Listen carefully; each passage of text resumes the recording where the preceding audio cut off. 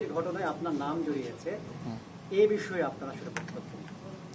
আসলে প্রথমত হচ্ছে এই বিষয়টা এখনো তদন্ত চলছে, যেহেতু ইনভেস্টিগেশন চলছে, এটা নিয়ে মন্তব্য করাটা উচিত না। তারপর যেহেতু আমার নাম স্পেসিফিকলি সেখানে এসেছে এবং এই নামটা আসার পর আমি একরকম অবাকই হই।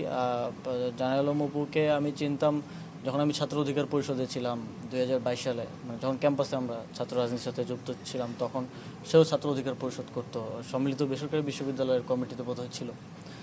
তখন চিনতাম, কিন্তু গত 2024 সালের 5ই আগস্টের পরে তার সাথে আমার কখনো কথা বা দেখা হয় না। এবং এই ধরনের একটা ক্লেম আসার পরে তারপরে আমরা আবার আরেক জায়গা থেকে জানতে পারলাম, আজকেও কিছুক্ষণ আগেও আমি ক্যাবিনেট থেকে বের হয়ে দেখলাম যে একজন সংবাদ সম্মেলন করেছেন, তার স্ত্রী পরিচয়। আমি খোঁজ নেওয়ার চেষ্টা করছি যে আসলে কী ঘটনা, তবে তিনি সেখানে দাবি করেছেন যে অপুকে গুম করে নিয়ে এই স্টেটমেন্ট আদায় করা হয়েছে জোরপূর্বক। যদি এরকম কিছু হয়ে থাকে, এটা আসলেই অত্যন্ত শঙ্কাজনক। 5ই আগস্টের পরের বাংলাদেশে আমরা যদি আবারও আগের মতো, এটা আসলে ঢাকা বিশ্ববিদ্যালয়ের গেস্ট রুম হতো, আপনারা জানেন আমাদের এখানে আয়নাঘর ছিল, যেগুলো 5ই আগস্টের গণঅভ্যুত্থানের ফলে এখন অকার্যকর। সেই প্র্যাকটিসের দিকে আমরা যাচ্ছি কিনা, এটাও একটা শঙ্কার বিষয়। সিসিটিভি ফুটেজে দাবি করা হচ্ছে যে আপনি বাইকে চড়ে গিয়েছিলেন, ঠিক ভোর রাতে। আপনি গিয়েছিলেন সেখানে? আমি মাঝে মধ্যেই আমার রাতে যখন কাজ শেষ হয়, প্রায় কখনো কখনো ভোর হয়ে যায়, আমি রাতে খাওয়া দাওয়া, ওই সময় বাসায় আসলে খাওয়া দাওয়া দেওয়ার মতো কেউ থাকে না খাবার।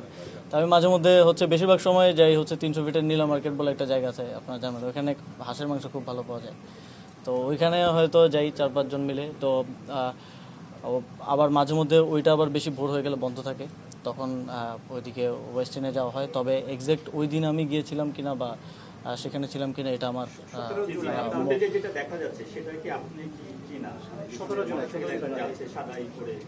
এখন দেখেন সিসিটিভি ফুটেজে হেলমেট পরা যে কাউকে যদি আমাকে বলে দাবি করা হয়, এটা কতটুকু আসলে বিশ্বাসযোগ্য বা কতটুকু, আমি এই বিষয়ে আর বেশি কিছু বলতে চাই না, কারণ এটা তদন্তের অধীনে একটা বিষয়, যেহেতু তারপরে অনেক কিছু বললাম, কারণ আমার বিষয়ে যেহেতু এলিগেশন আসছে, আমি সেজন্য বললাম।